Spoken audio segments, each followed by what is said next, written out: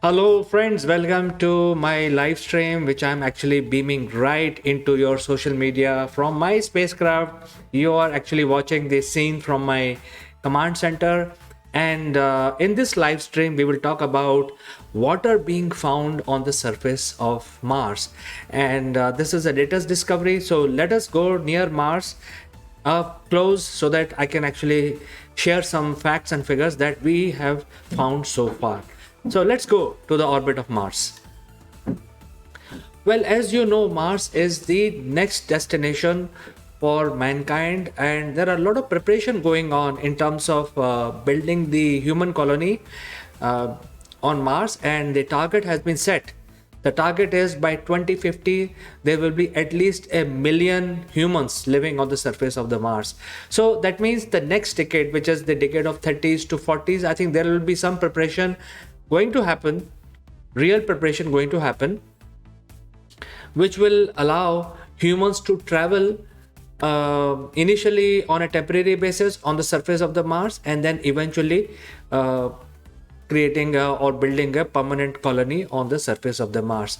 So I think that is where the mankind is moving, and once we try and settle the on the Mars, we would need a lot of local resources in order to live our life. So I think we prepared a video a few days back about how we can actually construct houses using the local material, because the soil of the Mars is titanium rich. So you can actually build using 3D print technology a very strong, very sturdy dome structures which will protect you from the weather of the Mars as well as the radiation. So coming back to the subject, that while we have taken care of the shelters that may be required for human settlement, but I think the most important thing that humans would need is water, because water will help us grow our food. It will also help us create a breathable atmosphere in the shelters, and the hydrogen which can be extracted from the water can act as a fuel. So it can actually get into our hydrogen based fuel cell. We can generate electricity. So I think the first thing is very important is to find the water, and that is where the whole research is happening from the orbiting satellites as well as the rovers which are doing this research on the surface of the Mars. Now as you can see in this picture, that there are a lot of river like channels that can be seen on the surface of the Mars. Now these river channels are nothing but if there is a water which is in liquid form will flow naturally from high grounds to the low ground. So that is what forms the river. And since water does not remain in water form for very long time, we actually see these empty channels on the surface of the Mars, but doesn't mean that there is not water, because the mean temperature of the surface of the Mars is very cold, is almost like -40, -50 degrees, and on the poles about -80 degrees. So at -40 there is no way water can remain in liquid form.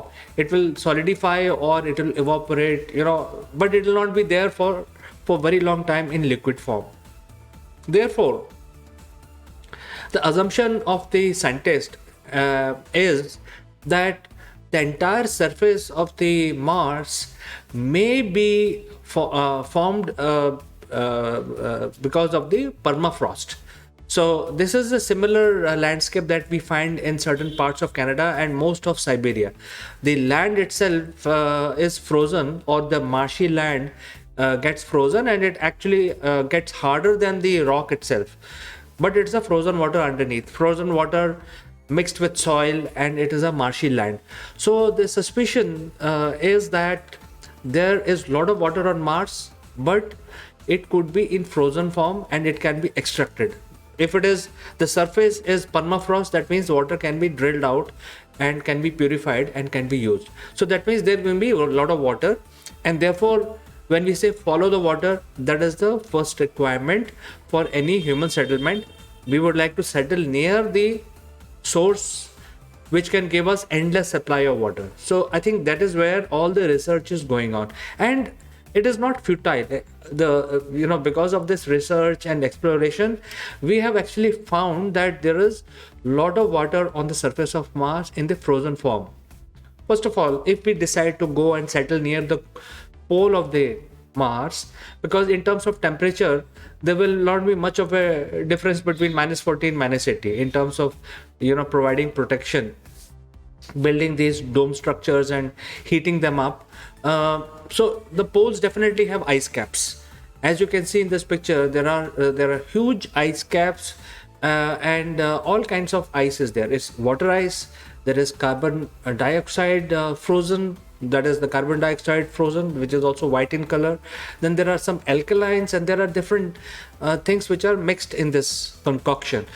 Nevertheless, there is a lot of water ice which is there on the pole. So one area there, once we decide to set up our, colony there, we can very selective about where we can settle down. So if we find a good source of water near the equator, then probably we will set up our colony near the equator, or we can choose to move closer to the poles of the Mars, either north or south, and get access to this lot of water which is in frozen form.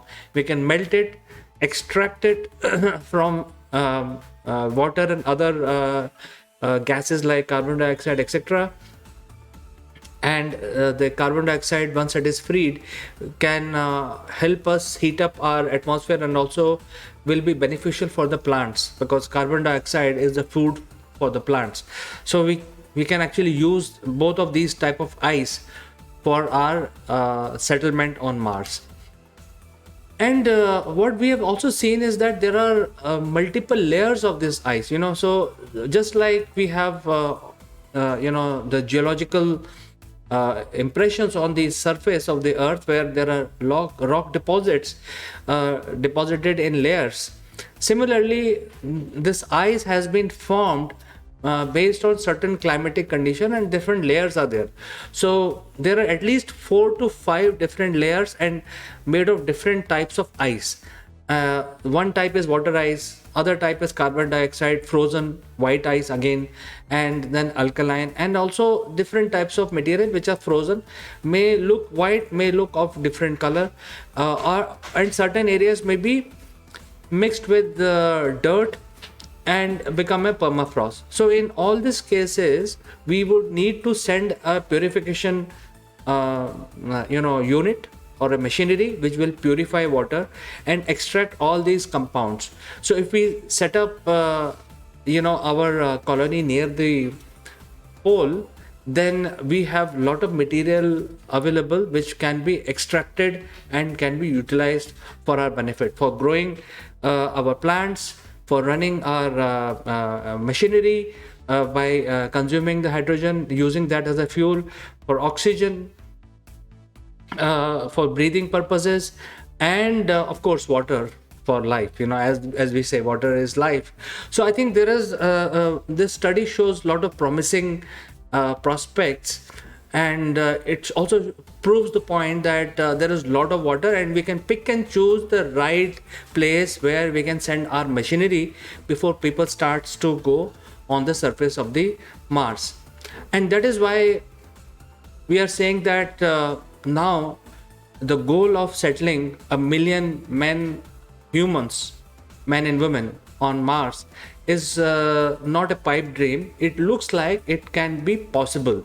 And with the new advancement in the 3D technology, as well as how we can extract these different compounds using the ice there on the Mars, as well as the Ingenuity helicopter has also shown us how we can create our vehicles which will fly in the atmosphere of Mars. So drone technology, etc., has already been tested on the surface of Mars. So there is a lot of support, and there's still 20 years to go towards achieving our target. So I think the way we are advancing, more and more advancement can be expected in the near future.